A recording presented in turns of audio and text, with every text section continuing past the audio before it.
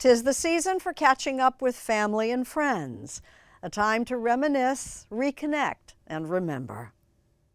Okay, Bryant Gumbel. Jane Pauley. Been a while.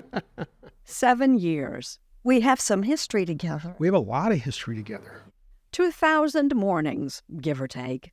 Bryant, welcome. This is the new day we've been talking about for so long. Thank you, darling. I appreciate it. Bryant Gumbel made history with his first Good Morning in 1982. We're going to have some fun here, I think. Tom Brokaw's successor on Today, he was the first black man to host a morning network news program. He'd already made a name for himself in sports. Never stumbled? Gumbel. Yeah. Never Stumble Gumbel. So along with Jane Pauley, I'm Bryant Gumbel. It was And just as flawlessly, he transitioned to news. This hour, we'll be talking with the Reverend Jesse Jackson. As impeccably prepared as he was dressed. Have you noticed that spring has sprung in our studio? Oh, they've got the new silk in, huh? Which would not describe me. Derek, can you swing down, Derek? Here. The geraniums have sprung. I'm trying to pick one. Don't do that. They're very delicate flowers. A little dangerous around here. Scale of 1 to 10, working with me was 9. no. Yeah. Just try one little bite. I'm not going to. That about... Because you were always you. And I love that. Why not a 10 then? Because of consistency. There we go.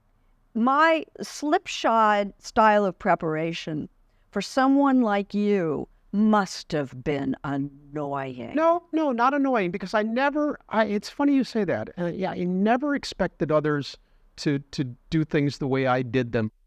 While he conveyed an effortless polish from every detail of his wardrobe, including meticulously color-coded notes. But there's a story there. I always figured, you know what? I'm never going to be the good-looking guy. I'm never going to be the popular guy. I'm never going to be the big guy. I'm going to have to be able to do things at the margins. I'm going to have to be able to be the guy who knows how to order food in a restaurant. I have to be the guy who knows how to dress. I'm very aware that I ask more of myself than I would ever ask of anyone else. I am excessively demanding of one Bryant Gumbel, but not of others. Not to say he was easygoing. I was kind of the cactus of the garden. Yeah, you were prickly. Prickly. That's the word. Prickly's a good word. Still, the garden grew. Today, ratings climbed. Gumbel scored coups with the big newsmakers of the day. Though sometimes he was the newsmaker.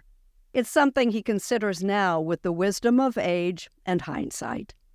I've said a lot of dumb things that, as I stand from a distance of a 75-year-old, you sit there and you go, wow, how could I have said that?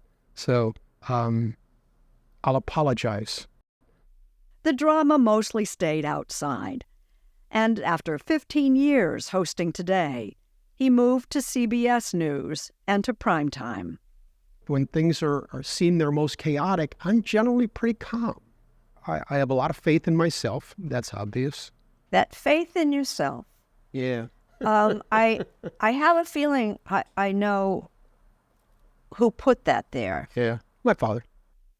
Gumbel grew up in Chicago, the youngest of 4, including the longtime sportscaster Greg Gumbel. A lot of people would have looked up to his father. Richard Gumbel was a probate court judge in Cook County, Illinois, in the 1960s, when a black man on the bench was a rarity.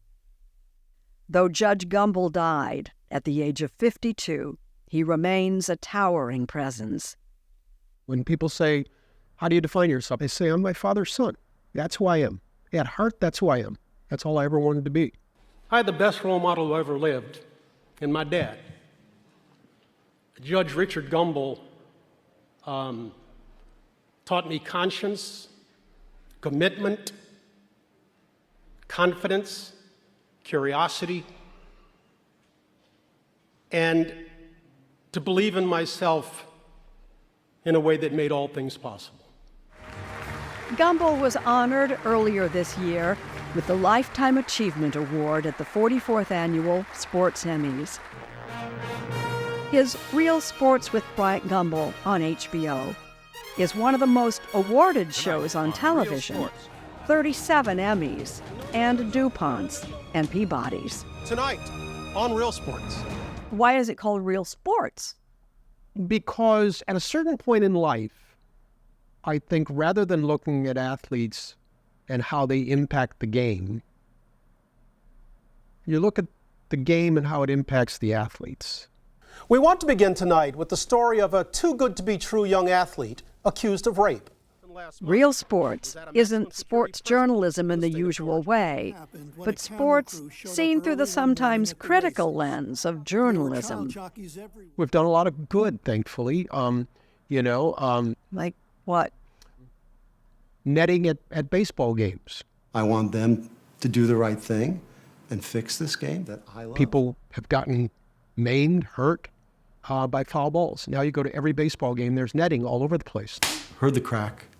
I hear behind me and above a woman's voice say, "Watch out!" And next thing I know is, bam! The extent to which concussions are very much a part of the debate about football is something that we pressed a long time. You remember the football days? Oh, yeah. What's your best memory about when you were playing football? No. That's all right. That's okay. But the news came this fall. The 320th broadcast of Real Sports would be the last. After 29 seasons, the final episode premieres this week. What happened? Nothing happened other than I knew my contract was ending, and I had to ask myself, did I want to do another 3 years? Could I do another 3 years? The answer was probably not. My heart wouldn't be in it, and I'm okay with that. I'm at peace with it. You want to be painful. Try being a Cubs fan as long as I was. That's painful. Not so prickly. Bryant Gumbel has mellowed. He plans to spend plenty of time with his wife Hillary, his children and grandchildren, and maybe more golf, if that's possible. Only a fool says never, so I would never say never again, but I'm not actively looking for another chapter. I'm really not. In your fantasy life, Uh-oh. would you have played with a band or been a professional golfer, or what? No, you know what? This is going to sound very Pollyannish. I've kind of lived my fantasy life. I really have. And if you had told me when I was in high school in Chicago what I would do with my life, I would have said, I'll sign up for that in a heartbeat. That's my fantasy life, and I'm okay with it.